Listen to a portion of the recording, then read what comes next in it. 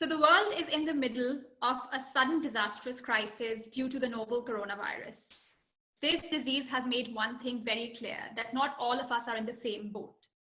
Even though this disease does not differentiate between the rich and the poor, but the working conditions and the living conditions of many have made it extremely difficult for them to survive this pandemic. Migrant workers are one such group. Welcome to Dialogue with Soil in collaboration with the Migrant News. Joining us today is Hamza Azhar Salam. Now, Hamza is a journalist. He's based in London, and he's been covering migrants, issues related to migrants extensively, and he's been working over there for a bit now, and he's going to help us understand issues related to the migrant community globally, especially in the UK. So for our talk today, basically, we're going to talk about the nature and impact of the COVID-19 on the migrant community in England, the psychosocial impact of this disease on this particular community. We're also going to look at the role of migrant workers when it comes to spreading the virus. And we're also going to look at the opportunity that states and non-state actors now have to revive their policy, especially when it comes to the migrant community and their working conditions and their living conditions. So welcome, Hamza. We're so glad that you've joined us today. And this should be an interesting session, and let's talk about this issue, because again, I feel that especially in Pakistan, not a lot of people are talking about the migrant community and the issues that they're facing, especially in light of this pandemic. Yes, Ms. Seemal, first of all, I'd like to thank you for inviting me. And this is a very pertinent issue, and I'm very happy that you are addressing it. So one thing we need to understand about migrants is that they leave their homes and they go to other places to work, and they try to make some money which they can send back to their families. But because of the coronavirus pandemic, many of them have lost their employment opportunities, and they're unable to make money every day, since many of them were daily wagers who used to make a certain amount of money every day and then send it back home. So I think policymakers and the governments all across the world should consider the economic impact migrant workers have had, who belong to the lowest strata of the society. So I think that is one thing which should be worked on, should be discussed. And secondly, I think that a lot of people in the migrant community are still not aware about the risks of the pandemic, and they do not take SOPs very seriously. So I think some awareness campaigns should also take place, which ensure that migrants know the seriousness of this disease, and they know that they cannot afford to be careless for their sakes, their family's sakes, and for the entire world's sake. And I think because of this pandemic, the rhetoric surrounding migrant workers has turned such that, they're being considered a health hazard themselves. So, they're further being pushed away into isolation, and the whole rhetoric has changed around the migrant community. Now, people are not really looking into the plight of migrant workers, but rather they're considering them a threat. We've seen this in Singapore, in the Gulf countries, that yes, this community has been, sort of responsible or accelerated the spread of the virus, which is why they themselves are now being considered a threat. So Hamza, what would you say are some of the most important and perhaps ignored issues when it comes to migrant workers within the context of COVID-19, and what should policymakers pay special attention to now that migrant workers are better off in the long run? What should be some of those areas that we should pay special attention to? Well, yes, like I said earlier, I think policymakers should consider the economic impact of COVID on migrant workers, especially in poorer countries like Pakistan, but also in the UAE and in other Gulf countries. There's a lot of Indian Pakistani migrant workers who've been unable to come back. They can't even afford, many of them can't afford plane tickets back home. There are travel restrictions as well. So the governments there need to consider that. And if there is a lack of employment, they should consider giving cash handouts, or they could also give food rations, food vouchers. And secondly, I think access to vaccinations for migrants is a very important issue. They're often a very overlooked community, and governments across the world should make sure that migrants have access to vaccines. And also, I'd like to speak about the condition of migrants in the UK. So the UK is a developed country, it's a first world country, but many of their migrants, their asylum seekers, live in very bad conditions. And I would like to give you an example of Napier Barracks, where COVID-19 spread, where almost 20 people used to share a room and a bathroom, and different charities and independent workers have seen those residences, seen those places, and they say that they're not suitable for living. It's an old army barracks which has been converted to house asylum seekers. And even journalists have faced a lot of issues. So there was a photojournalist, Mr. Aitchison. He was just taking photos on the protests at Napier Barracks, but he was arrested by the police in the UK just for his role in reporting this. So I think governments all across the world should make sure that these migrant issues come forth, and when journalists try to cover them, they shouldn't impose barriers on them. Mm-hmm. And I think adding to this, the governments really need to make new policy when it comes to the working conditions and the living conditions of the migrants as well. So even occupational safety is extremely important. They have to be given personal protective gear, right? The workplace should be such that they have avenues of social distancing. They can practice that, because within the living conditions and the workplace conditions of migrants, we do not see that they can actually practice social distancing. Right. So that's also something that needs to be taken care of in the long run, because I think we all know that the virus is here to stay. And we need to revise our policies when it comes to migrant workers. So Hamza, due to strict lockdown and restriction on mobility, like you've spoken about journalists, how credible do you think is the coverage, is media coverage on this particular issue? And what kind of issues are the journalists facing when it comes to coverage of news on migrant workers? Like you pointed out, they've been arrested, and it's not easy. It's not, the information is not accessible. So how credible is the information that is currently being given on migrant workers?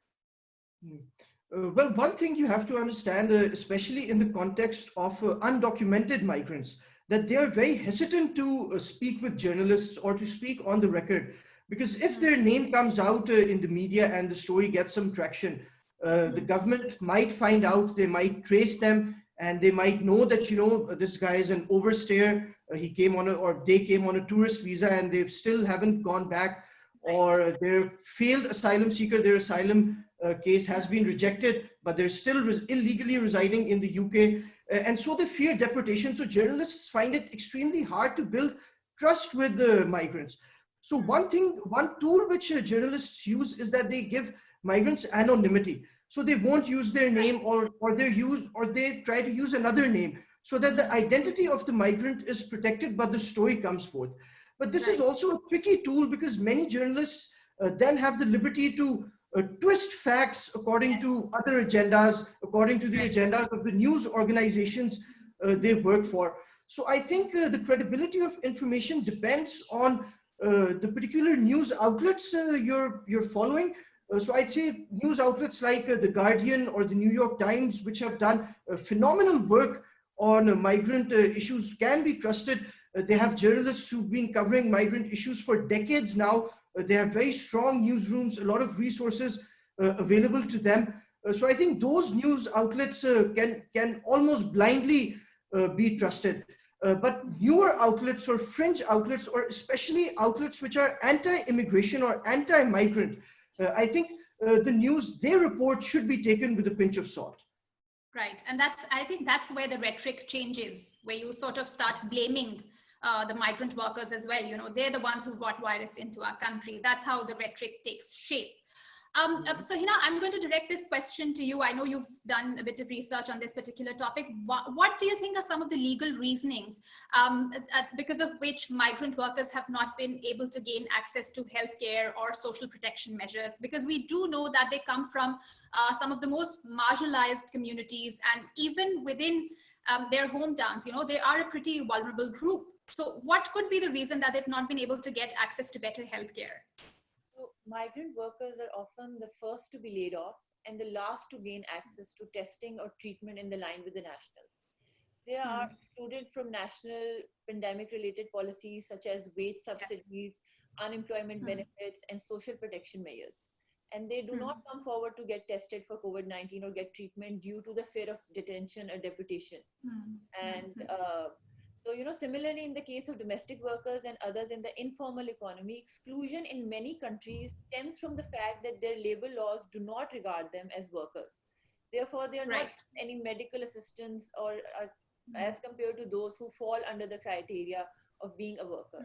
So in light of that, this pandemic seems like a good opportunity for the states to adopt policies to integrate migrant workers with the Right. nationals to ensure social and health welfare in these trying times. Sickness relief Right. benefits not only protect the migrant workers, but they also protect their host communities. So therefore, there's a Right. dire need for the host states as well as the sending states to create policies that can help the migrant workers in their plight, as the pandemic has already caused a loss of $110 billion in remittances only in this year. Right. So, especially I think if we look at New Zealand, if we look at Italy, if we look at Australia, these countries are extending work Yeah. visas. They are trying to help the migrant community. We know that Brazil, Bangladesh, China, Italy, they're trying to give basic income protection to their migrant workers. So even if they're being laid off, they can sort of mitigate the economic effects or the recession that hits the migrant community after COVID-19. But I think it's such a rapidly evolving situation that we'll have to see in the long run how states, how international organizations respond to this pandemic and come up with perhaps better suited policies for the migrant community in the long run. But there are countries who are actually doing things for their migrant workers. As you know, COVID has been here for a year now. So there are countries who are like, for instance, Portugal. They have adopted Yeah. measures to treat migrant and permanent residents during the pandemic. So they have treated their migrant workers and their permanent residents to ensure that they have access to national health services. Then there's Qatar and Saudi Arabia, who are also providing free screening and testing for their migrant workers despite their migrant status. So, there are countries that are moving forward, but there are also countries that are not, and they're just stagnant, and they're just trying to see if this COVID is going to go by itself, and they will not do anything for them. I think those are the countries that are really not doing anything about the migrant community. So, Hamza, within the migrant community, there is this particular section that has traveled without proper documentation. And I think even within the migrant community, this is perhaps the lowest strata, when it comes to economic stability and access to healthcare. So can you comment on their access to healthcare and vaccine, especially what is the situation like in the United Kingdom right now? Well, first, there was a big issue. I believe the Financial Times did a very detailed report on migrants' access to health. And there have been reports of some migrants who had COVID-19 symptoms and whose health was deteriorating very quickly. But they were afraid to access the NHS because, like Hina mentioned, they fear deportation if they go to the government health service, and if the health service gives their information to the Home Department. So they would not like to take that risk. But now there's a good news in the United Kingdom, and the United Nations has played a very important role in this. Some news organizations have worked on this alongside some charities and NGOs, that now all undocumented migrants in the United Kingdom will have access to the COVID-19 vaccine. And the UK government has become quite generous in vaccinating their undocumented migrants, and they're trying to make sure that every single person in the United Kingdom, regardless of their nationality or immigration status, will have access to vaccinations. And I think other countries should follow this, because they will not be able to save their countries if a certain segment of the people of their country are not vaccinated and still carry the risk of spreading COVID. Absolutely. And even though migrant workers represent 4.7% of the global workforce, we do see that there's a lack of global commitment when it comes to the betterment of the migrant communities. So, Hina, what do you think? Are the current policies, especially in light of COVID-19, the new policies that have come up, if you talk about national policies or international policies, are they enough to tackle this issue of the migrant community? Yeah, so it is expected that 2.2 billion workers, representing 68% of the global workforce, is going to be affected by this pandemic. And WHO is advocating for a comprehensive global approach for managing and supporting migrant workers by encouraging the host states and the private bodies to ensure the health of the migrant workers throughout the migration process. So it can be said without any hesitation that COVID-19 has spiraled the global economy downwards, but still many countries are increasingly relying on temporary form of labor to meet the needs of their local labor markets. These migrant workers represent a significantly large share of the workforce, making important contributions to their societies and economies, and working in essential jobs in healthcare and transport and agriculture.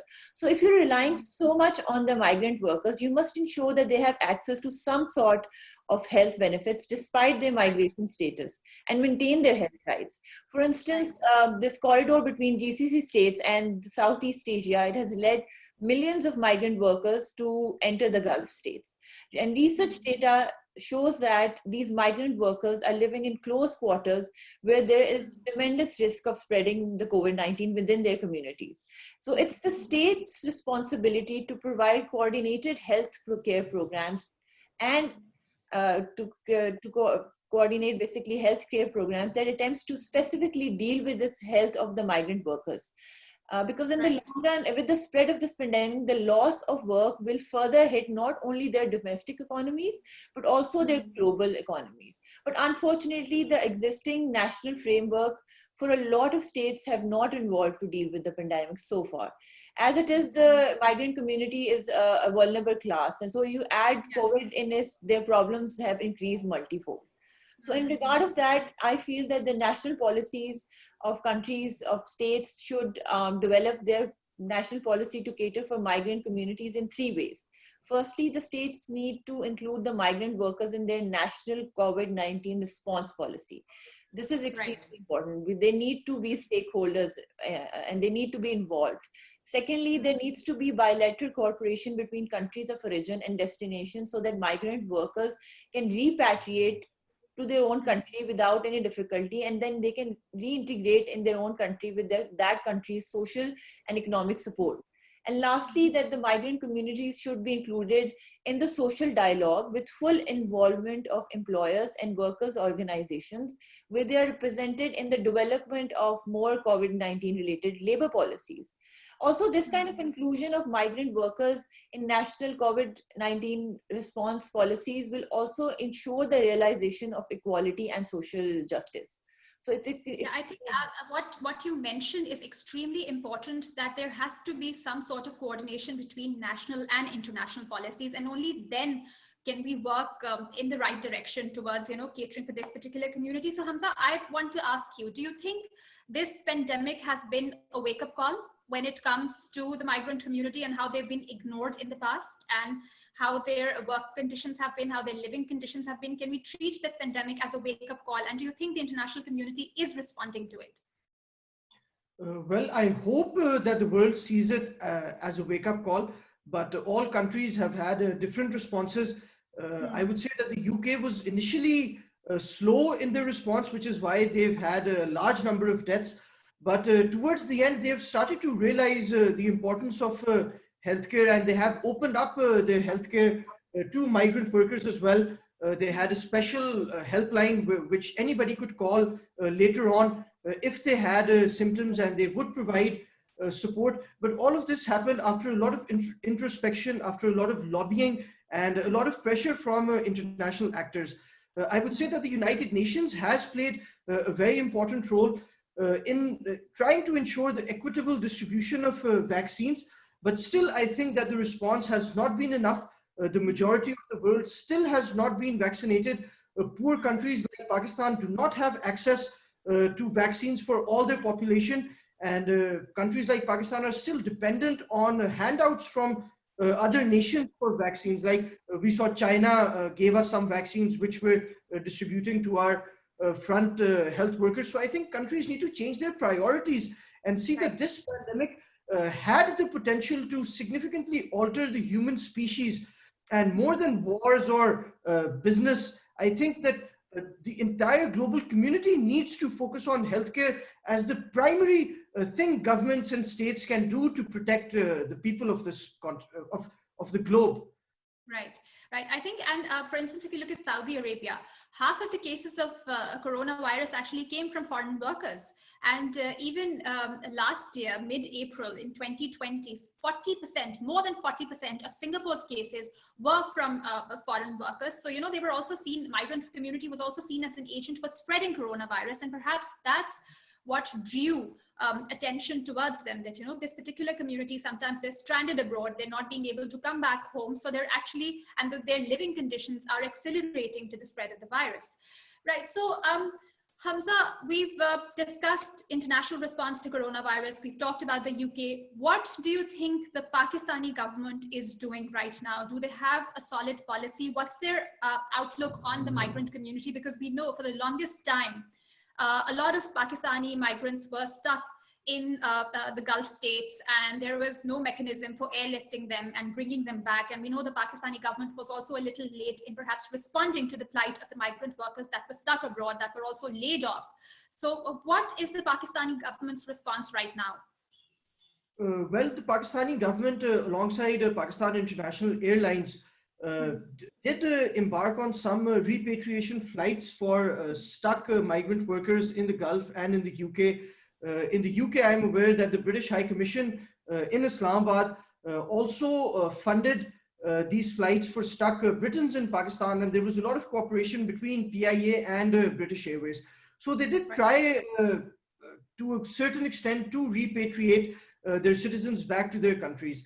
And also Prime Minister Imran Khan announced a cash assistance program where families received, I believe, 12,000 rupees cash handout, which supported them during lockdowns. So that was a very welcome step, and that helped a lot of people, because 12,000 might not be a big amount in international standards, but for Pakistani families who've lost their livelihoods because of COVID, it means that they can still put food on the table and ensure that they can survive. So I think that these policies should be looked at again, and there should be more cash handouts. There's a recent development as well that people who are over 65 can register to get vaccinated. So I think this is a positive step. We need to understand that there's a scarcity of COVID-19 vaccines in Pakistan at the moment. So healthier people who are not affected by COVID-19 are not the priority of getting the COVID-19 vaccine at the moment. At the moment, frontline health workers and people who are elderly, people with the underlying health conditions are the priority. But as the Pakistani government has more access to vaccines, I do hope that more and more people can get vaccinated in Pakistan. And I hope that we come up with a solid policy, you know, because right now, I think there's a lack of planning, especially with internal migrant workers. We saw that the cost of transportation increased. There was a lockdown within Pakistan, so they were stranded. They could not go back to their to the rural areas where they came from.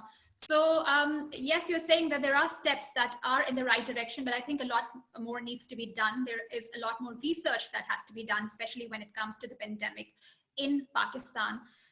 Thank you so much, Hamza. This was extremely insightful and it was extremely informative, and we're looking forward to collaborating with you again, and hopefully we can talk about this issue even more. Thank you so much, everyone. Stay safe. Thank you. Thank you, Ms. Seemal. Ms. Hina, I'm extremely grateful for this opportunity, and I'm looking forward to more sessions like this again. Thank you. Absolutely. Absolutely. Bye-bye.